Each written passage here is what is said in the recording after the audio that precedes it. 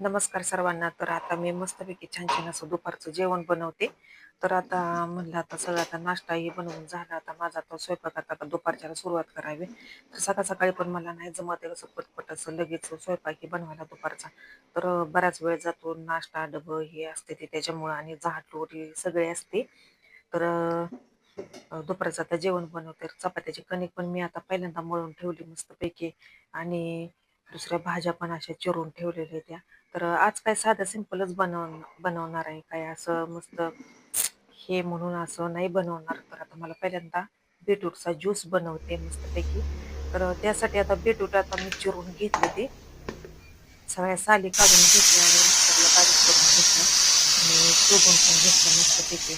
तर मला आता वरण बनवायचं आहे आता. तर मसूरची डाळ आणि मुगाची डाळ आहे त्याचं पण वरण बनवायचं आहे. तर डाळ भिजत घातली.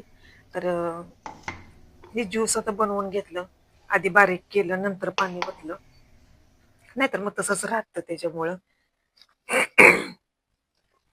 तर आता मसूरची डाळ अन् मुगाची डाळ ती कुकरला 2 शिट्ट्या करून घेतल्या आणि त्यात लागलंच आता मीठ आणि हळद आणि कोथिंबीर टाकलेलं होतं.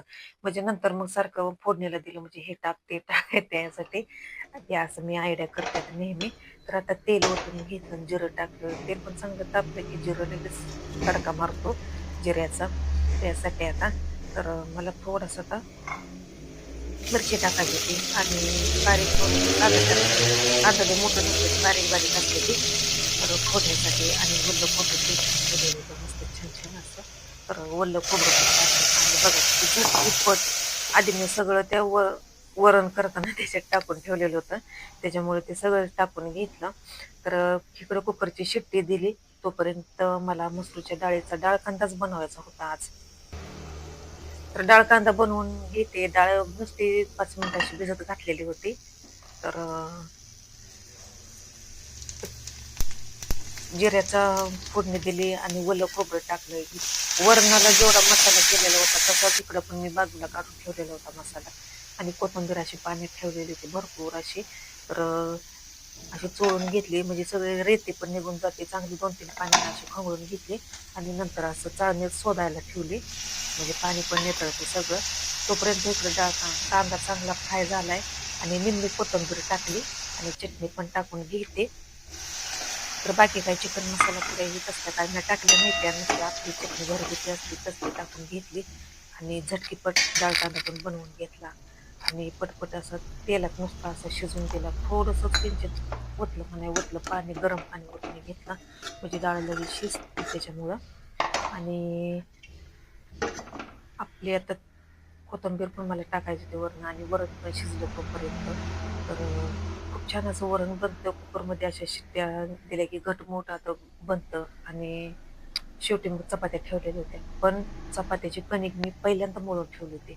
खूप छान चपात्या बनतात त्या. शेवटी चपात्या घेतल्या आणि पहिल्यांदा कणिक मळून ठेवली की मऊसूद अशा चपात्या बनतात त्या. त्याच्यामुळे मी पहिल्यांदा नेहमी कणिक पण मळून ठेवते जसं मला टाईम मिळेल तसं. तर आता खूप छान असा डाळ कांदा झालाय आणि डाळ कांदा कसा कढईत मी पसरून असा ठेवलाय म्हणजे शिजतो पण चांगला आणि मसाला पण चांगला शिजतो. खोबरं, कांदा, जिरं, कोथिंबीर आणि मला मासं पण बनवायचं होतं. मासं धुवून मसाला तर मासं धुतलं चांगलं त्याचा काय मला व्हिडिओ धरायचा जमलाच नाही त्याच्यामुळं मी मसाला लावून ठेवून डायरेक्ट मग ते भरला तेवढाच आणि बाजार पण भरपूर आणलेला होता त्याच्यामुळं मी आज डाळ कांदा बनवलेला होता. तर बाजार संपलेला होता भाजीपाला आणि केक आणलेला आहे बघा ते प्लम केक आहे, काकडी, गाजरं आणि बऱ्याच दिवसातून आम्हाला इकडे आता वाटाण्याच्या शेंगा मिळाल्या आणि पिकलेल्या मिरच्या पण आणून ठेवते मी म्हणजे कसं का कुठल्याही दुसऱ्या भाज्या केली की असं तडका द्यायला येतो त्याच्यामुळं. आणि केळं आहे ती भरपूर अशी मोठी केळं आणलेली ती लहान केळं पण मिळते तिकडं मोठी केळं पण मिळते ती. तर ही 1 किलो केळं आहे ती बघा. खूप छान केळं ह्याचाच मी बनवते ज्यूस नेहमी असा आणि खूप टेस्टी लागते ती.